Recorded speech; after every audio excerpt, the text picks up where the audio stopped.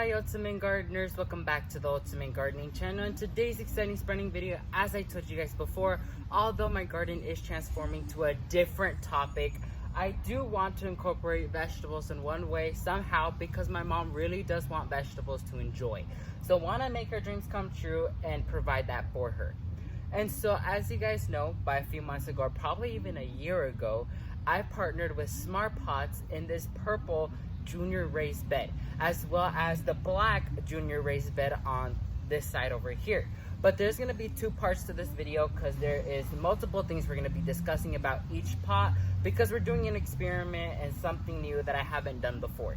So in these containers, I decided to do something new, which is in each container we're going to be growing a fruit, a vegetable start, a root crop, and an herb. But the thing you noticed is that all these colors that we're choosing is themed. So this purple raised bed is gonna be a purple wonderland right here.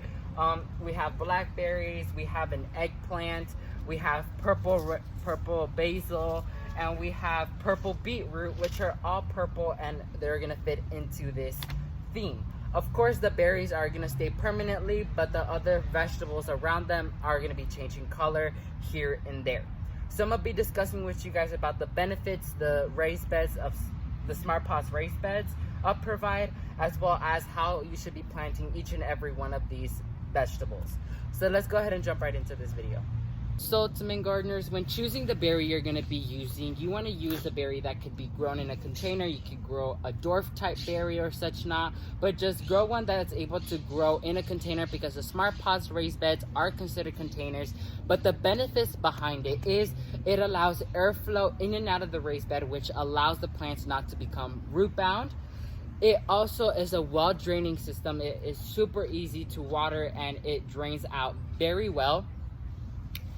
Another thing that I really like about the Smart Pots raised bed is that they're cloth material, so they are reusable. Literally, whenever you are done with this, you can literally take up the soil and you could even put these in your washer and clean them off and then use them again later on in the season.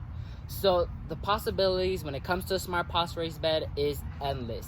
I'm gonna be leaving a link where you guys can purchase these down below for you guys to check out. So I highly recommend this product because it is amazing and it's been lasting with me for a good amount of time. So let me go ahead and move everything else and then let's plant the blackberry. So the blackberry I'm gonna put over here. So let me move this out of your way. So I'm gonna go ahead and just rough up that soil like so. I'm gonna go ahead and start digging my hole. You wanna make sure you leave soil from the outer liner and then from the inside, so you don't want the plant completely touching up against the cloth liner. So you're gonna go ahead and just make your hole like so. You're gonna go ahead and drop a little bit of a slow release fertilizer into the hole because they're in containers. They don't receive ample amount of nutrition value like if they were out in the ground, so you want to provide that for them. Place it down in there and top dress it back up with soil like so. And yes, the blackberry is gonna be trimmed a little bit. It's gonna be kept pruned so it could be not too wild in this container. So next is your vegetable start. Your vegetable start could be absolutely anything. You can start it from seed a few weeks earlier, but I decided to buy one, which is another option you could have. So you're gonna make your hole like so. We're gonna drop in a little bit of that slow release fertilizer, pop it down in there, and top dress it up again like so. Make sure you put the tag in there so you remember what variety you're growing. Next is gonna be your herbs. So you could choose either side to do your herbs. I'm gonna go ahead and grow the herbs near the vegetable start because herbs do tend to get a little bit big. So like these, I'm starting from seed. I'm gonna go ahead and just rough up the soil a little bit. And when it comes to herbs, it's very easy to start them from seed, especially when it comes to basil like this. It's super easy to do. So I'm gonna go ahead and open this up. This is an interesting packet. So I'm literally just gonna go ahead and sprinkle some of these basil seeds on top. And that's it. Super easy. I'm gonna go ahead and top dress with soil. And then I'm gonna move on to the beetroots, which is gonna go over here. And these I'm gonna grow in a line because that's a little bit more formal in a way. So to main gardeners, I made like little tiny rows here, like so. And then I'm gonna go ahead and I'm gonna take my glove off because it's easier to do this.